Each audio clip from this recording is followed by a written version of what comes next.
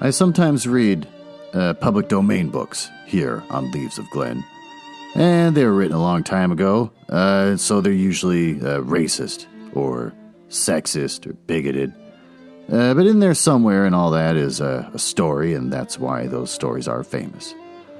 Other times, I read works from independent authors, and they're delightfully not racist, but they might have adult language or adult situations.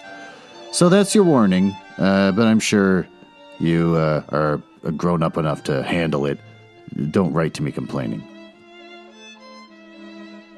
Well, there's a lot of things about being quarantined in your house and away from school and away from work that are good. In a way, you spend more time with your kids because you're just sitting there staring at each other all day long. Know more about them just by being in their presence than I ever thought I would my entire life. The bad, we're all staring at each other all day, just like a sweatbox that we're all just sitting in, just the rage and the resentment building. So, there's been a cat problem. One of mine passed away recently, little tiny Tavy. She was 19. She passed away about a month and a half ago. And Sixer, he is 21 years old, and he's weirdly relatively healthy considering his age. He has been kind of sad and moping around. And since we're all sitting in the house, we all see it, and we can't ignore it. We're all staring at each other and staring at the cat. But he looks pretty sad, and we've known it for a while, but he's not getting any better. There's been talk of getting another cat, but we never really took it too seriously. But now that we're all just sitting in the house, we had to have a reason to get out, and I think we kind of made up excuses why it's okay to get a new cat now. So, we did. It's a cute little orange cat that came with the name Spice, which is silly, stupid, but, we're stuck with it. He doesn't respond to the name. I think we could probably rename him, but I haven't renamed a cat in 19 to 21 years. So I just said, we'll stick with Spice. We'll figure out a cute nickname for him or something. Sweet little cat, very quiet, very shy, loving when you're around it enough. I'm not around it enough, so it's terrified of me and won't come near me. But loves the kids and snuggles up with the kids and all that cute stuff. Sixer, who's so mild-mannered and so kind on his own, hates this cat. I have never heard Sixer hiss in my entire life. I heard Sixer hiss 3 times yesterday. So, he just watches this cat walk around disapprovingly, like an old man on his porch. And this poor cat is just terrified, just scooching around, trying to explore the house, but basically just goes and hides under the bed upstairs and stayed there all day today. So, that was a failed experiment. Sixer's unhappy, the new cat's unhappy, my kids and I are just worried all the time that we failed, and that's what quarantining does. It's an experiment, it's a social engineering with man and cat.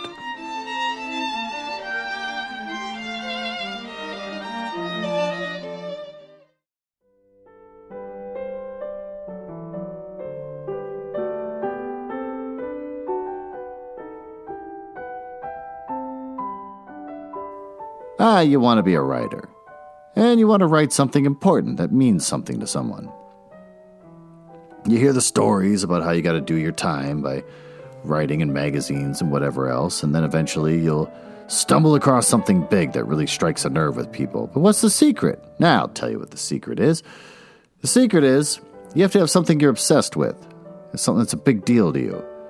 And you got to write about it, and write about it in a way that gets the average guy on the street to actually care about it. For Jack Kerouac, it was being middle-aged and having young beatniks actually find you interesting or cool. Oh, he loved it. That's all he wrote about. The freewheeling lifestyle that he had. Then you got people who are depressed as hell, like Kafka. Hated his job, the pointlessness of existence, and so he wrote about it. And he got everyone else to think, oh, that's weird. Good for you. And so that's how he didn't get to celebrate that. They were all published after he died. Then you got people like Phillip K. Dick. What was he obsessed with? Just being completely insane. He had hallucinations like crazy, and he suffered from them for a long time. But he created some of the greatest works of science fiction, ones that anyone can enjoy, like Do Androids Dream of Electric Sheep, which became Blade Runner, the movie, and Ubik, which I don't think ever became a movie, but that was declared the finest piece of science fiction writing in America, period. So, downside to that, he suffered greatly his entire life. He died in 1982. He threatened his third wife by murdering her, or threatening to murder her, and had all sorts of big, crazy speeches that he would give at conferences that he was invited to. It's kind of worth looking up. So, we're going to read 2 stories of his. Are they good? No. They're from his pulp days in the 50s when he was still relatively sane. They're clever, they're cute, but they're not Blade Runner or anything like that. So we're going to dive into those, starting with The Eyes Have It and Beyond the Door. The Eyes Have It by Phillip K. Dick. Yeah, it was quite by accident I discovered the incredible invasion of Earth by life forms from another planet, yet I haven't done anything about it.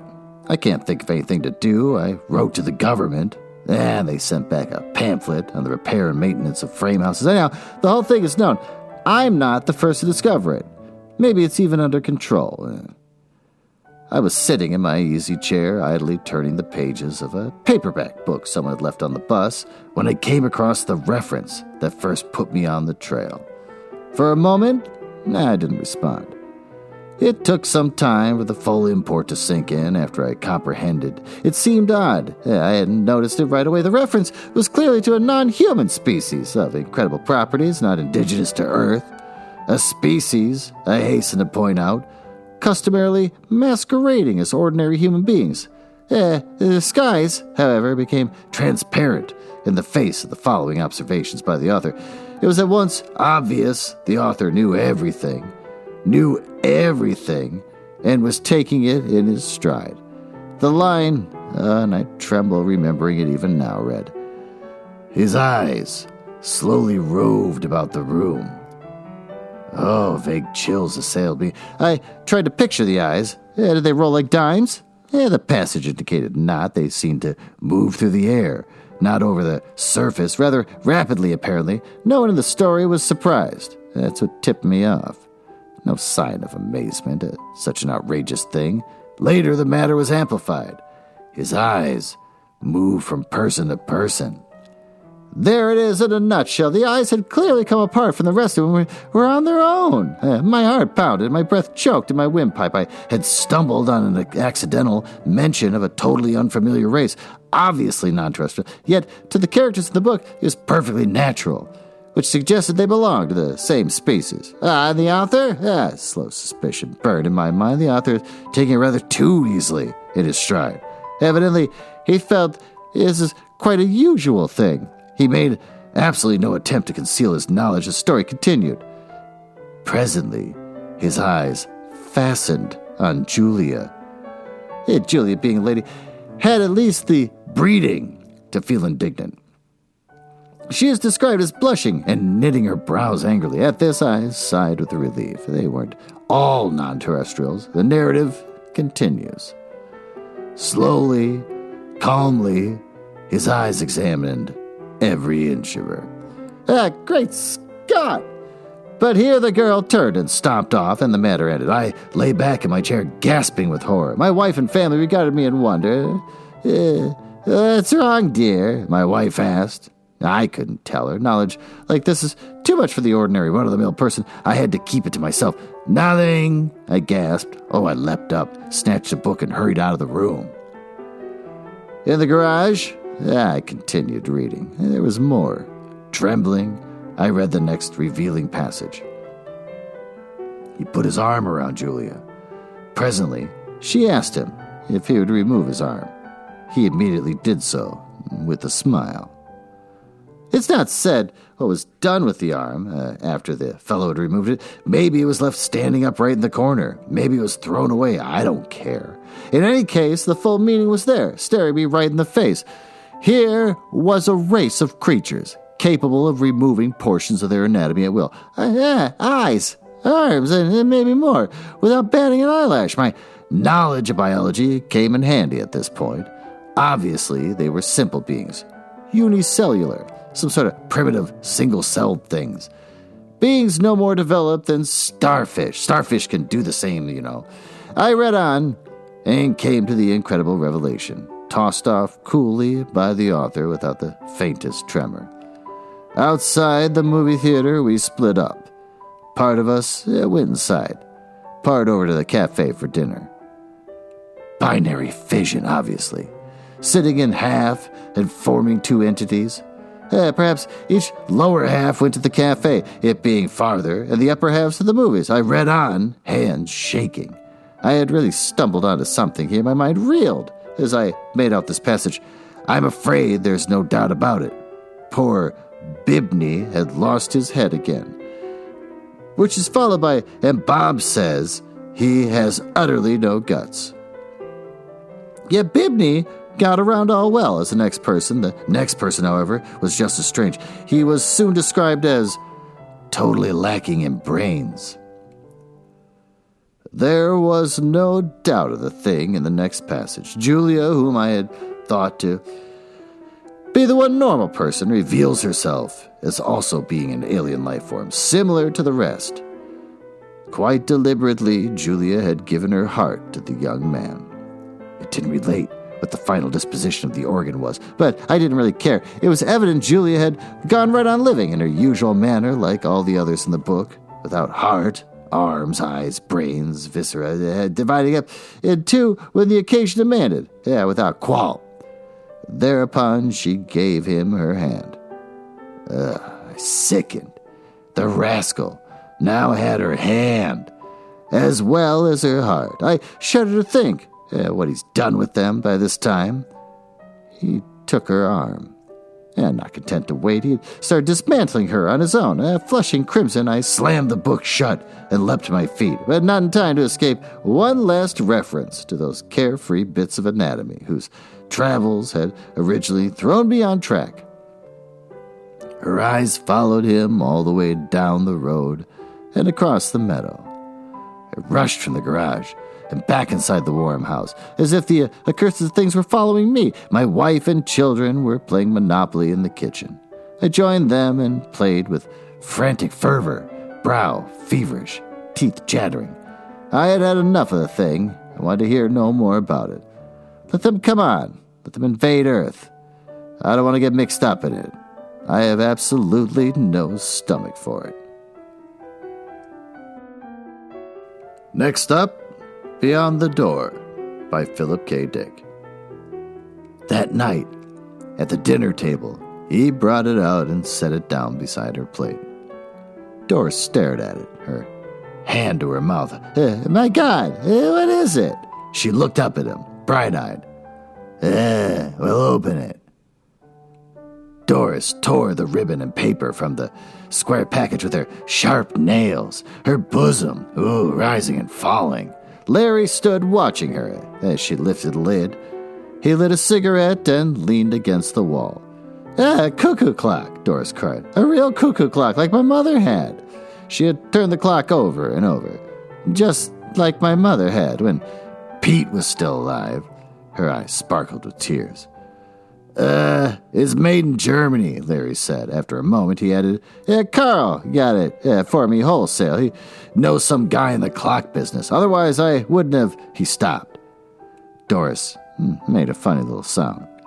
Otherwise, I wouldn't have been able to afford it, he scowled. What's the matter with you? You've got your clock, haven't you? Isn't that what you want? Doris sat, holding onto her clock, her fingers pressed against the brown wood. Well, Larry said, what's the matter? He watched in amazement as she leapt up and ran from the room, still clutching the clock. She shook his head. Never satisfied. They're all that way. Never get enough. He sat down at the table and finished his meal. The cuckoo clock is not very large. It was handmade, however, and there were countless frets on it, little indentations and ornaments scored in the soft wood. Doris sat on the bed, drying her eyes and winding the clock. She set the hands by her wristwatch. Presently, she carefully moved the hands to 2 minutes of 10. She carried the clock over to the dresser and propped it up. Then she sat waiting, her hands twisted together in her lap, waiting for the cuckoo to come out, for the hour to strike. She sat there. She thought about Larry and what he had said. And what she had said, too, for that matter. Not that she could be blamed for any of it. After all, she couldn't keep listening to him forever without defending herself. You had to blow your own trumpet in this world. She touched her handkerchief to her eyes suddenly. Why did he have to say that? About getting it wholesale. Why did he have to spoil it all? If he felt that way, he needn't have got it in the first place. She clenched her fists. He was so mean, so damn mean. But she was glad of the little clock sitting there ticking to itself, with its funny grilled edges, and the door. Inside the door, was a cuckoo, waiting to come out. Was he listening, His head cocked to one side, listening to hear the clock strike, so that he would know when to come out. Did he sleep? Between hours. Well, she would soon see him. She could ask him. And she would show the clock to Bob. He would love it. Bob loved old things, even old stamps and buttons. He liked to go with her to the stores, of course. It was a little awkward, but Larry had been staying at the office so much, and that helped. If only Larry didn't call up sometimes to... There was a whir. The clock shuddered. And all at once the door opened. The cuckoo came out, sliding swiftly, and paused and looked around solemnly, scrutinizing her, the room, the furniture. It was the first time he had seen her, she realized, smiling to herself in pleasure. She stood up, coming toward him shyly. Go on, she said, I'm waiting. The cuckoo opened his bill, whirred and chirped rhythmically. Then, after a moment of contemplation, he retired and the door snapped shut. Oh, she was delighted. She clapped her hands and spun in a little circle. He was marvelous, perfect. And the way he had looked around, studying her, sizing her up, he liked her, she was certain of it. And she, of course, loved him at once, completely. It was just what she had hoped would come out of the little door. Doris went to the clock. She bent over the little door, her lips close to the wood. Do you hear me? She whispered. I think you're the most wonderful cuckoo in the world. She paused, embarrassed. I hope you like it here. Then she went downstairs again, slowly, her head high. Larry and the cuckoo clock really never got along well from the start. Doris said it was because she didn't wind it right. Didn't like being only half wound all the time. Larry turned the job of winding over to her, and the cuckoo came out every quarter of an hour and ran the spring down without remorse. And someone had to be ever after it, winding it up again. Doris did her best. She forgot a good deal of the time. Then Larry would throw his newspaper down with an elaborate weary motion, stand up. He would go to the dining room, where the clock was mounted on the wall over the fireplace. He would take the clock down, and making sure he had his thumb over the little door, he'd wind it up. Why do you put your thumb over the door? Doris asked once. You're supposed to. She raised an eyebrow. Are you sure? I wonder if it isn't that you don't want him to come out while you're standing so close. Why not? Maybe you're afraid of him. Larry laughed. He put the clock back on the wall and gingerly removed his thumb. When Doris wasn't looking, he examined his thumb. There was still a trace of the nick cut out of the soft part of it. Who or what had pecked at him? One Saturday morning, when Larry was down at the office working over some important special accounts, Bob Chambers came to the front porch and rang the bell. Doris was taking a quick shower. She dried herself and slipped into her robe. When she opened the door, Bob stepped inside, grinning. Hi, he said, looking around. It's all right. Larry's at the office. Fine. Bob gazed at her slim legs below the hem of her robe.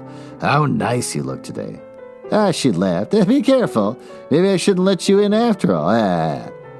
They looked at one another, half amused, half frightened. Presently, Bob said, If you want, I'll... Oh, no, for God's sake. She caught a hold of his sleeve. Just get out of the doorway so I can close it. Mrs. Peters, across the street, you know. She closed the door, and I want to show you something, she said. You haven't seen it. Yeah, he was interested. An antique or what? She took his arm, leading him toward the dining room. Oh, you'll love it, Bobby, she stopped wide-eyed. I hope you will. You must love it. It means so much to me. He means so much. He? Bob frowned. Who is he? Doris laughed. Ah, you're jealous. Come on. A moment later, they stood before the clock, looking up at it. Yeah, come on a few minutes. Wait until you see him. I know you two will get along just fine. What does Larry think of him? They don't like each other. Sometimes when Larry's here, he won't come out. Larry gets mad if he doesn't come out on time, he says. Says what? Doris looked down. He always says he's been robbed, even if he did get it wholesale. She brightened. But I know he won't come out because he doesn't like Larry. When I'm here alone, he comes right out after me, every 15 minutes, even though he really only has to come out on the hour. She gazed up at the clock. He comes out for me because he wants to. We talk. I tell him things. Of course, I'd like to have him upstairs in my room, but it wouldn't be right. There's the sound of footsteps on the front porch. They looked at each other, horrified. Larry pushed the front door open, grunting. He set his briefcase down and took off his hat. Then he saw Bob for the first time.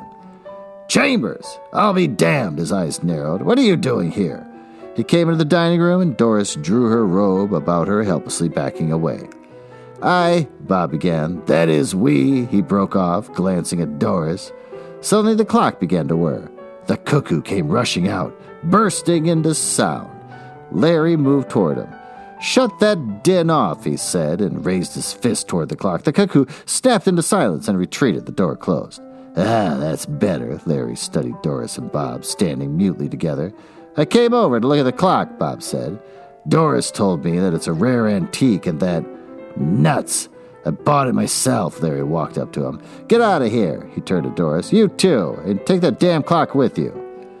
He paused, rubbing his chin. No, leave the clock here. It's mine. I bought it and paid for it. In the weeks that followed after Doris left, Larry and the cuckoo clock got along even worse than before. For one thing, the cuckoo stayed inside most of the time, sometimes even at 12 o'clock when he should have been busiest. And if he did come out at all, he usually spoke only once or twice, never the correct number of times. And there was a sullen, uncooperative note in his voice, a jarring sound that made Larry uneasy and a little angry. But he kept the clock wound because the house was very still and quiet, and it got on his nerves not to hear someone running around talking and dropping things. And even the whirring of the clock sounded good to him, but he didn't like the cuckoo at all. And sometimes it spoke to him. Listen, he said late one night to the closed little door. Oh, I know you can hear me. I ought to give you back to the Germans, back to the Black Forest. He paced back and forth. I wonder what they're doing now, the two of them, that young punk with his books and his antiques. A man shouldn't be interested in antiques. That's for women. He set his jaw. Isn't that right? The clock said nothing. Larry walked up in front of it. Isn't that right? He demanded. Don't you have anything to say? He looked at the face of the clock. It was almost 11, just a few seconds before the hour. All right, I'll wait until 11. Then I want to hear what you have to say. You've been pretty quiet the last few weeks since you left. He grinned wryly. Maybe you don't like it here since she's gone, he scowled. Well, I paid for you, and you're coming out whether you like it or not. You hear me? 11 o'clock came. Far off at the end of town, the great tower clock boomed sleepily to itself, but the little door remained shut. Nothing moved. The minute hand passed, and the cuckoo did not stir. He was someplace inside the clock beyond the door, silent and remote. All right, if that's the way you feel, Larry murmured, his lips twisting. But it isn't fair. It's your job to come out. We all have to do things we don't like. He went unhappily into the kitchen and opened the great gleaming refrigerator. As he poured himself a drink, he thought about the clock. There was no doubt about it. The cuckoo should come out, Doris or no Doris. He'd always liked her from the very start. They had got along well, the two of them. Probably he liked Bob, too. Probably that he'd seen enough of Bob to get to know him. They would be quite happy together, Bob and Doris and the cuckoo. Larry finished his drink.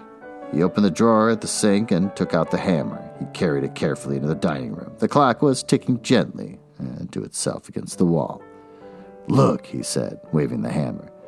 "You know what I have here? You know what I'm going to do with it? I'm going to start on you first." He smiled. "Birds of a feather. That's what you are, the three of you." The room was silent. "Are you coming out? Or do I have to come in and get you?" The clock whirred a little.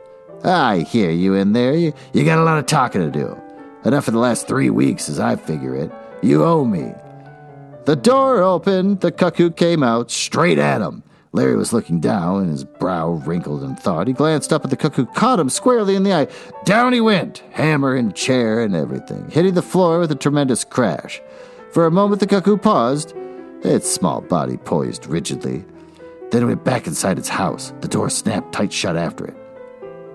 The man lay on the floor, stretched out grotesquely, his head bent over to one side. Nothing moved or stirred. The room was completely silent, except, of course, the ticking of the clock. "I see," Doris said, her face tight. Bob put his arm around her, steadying her. "Doctor," Bob said, "can I ask you something?" "Of course," the doctor said. "Is it very easy to break your neck falling from so low of a chair?" "It wasn't a very far to fall. I wonder if it might not have been an accident. Is there any chance that it might have been suicide?" The doctor rubbed his jaw. "I never heard of anyone committing suicide that way. It was an accident, I'm positive." "I don't mean suicide," Bob murmured under his breath, looking up at the clock on the wall. "I mean something else." But no one heard him.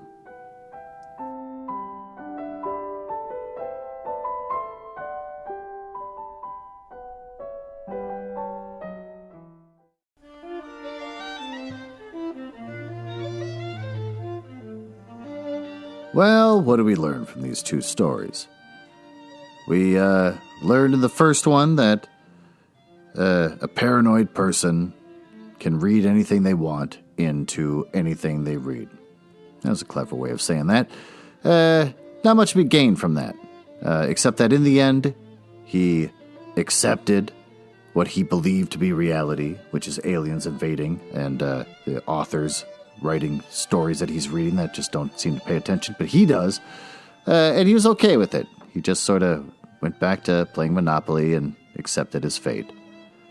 We could take the same attitude towards the new global pandemic that's been going on. We just have to find happiness anyways.